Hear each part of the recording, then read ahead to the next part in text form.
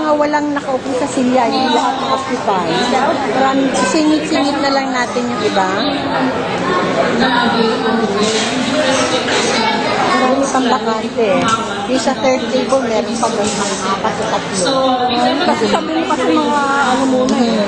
Kasi kami na lang yung mga ibang nandun yung mga nakatayo.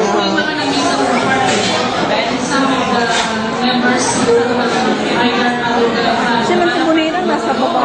Nandyan na? Sabi ni Boye. Oo, andyan na?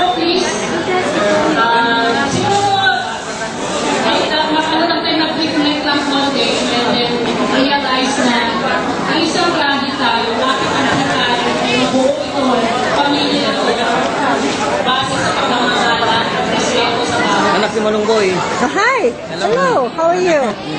Good. How are you? Kaubing ang may.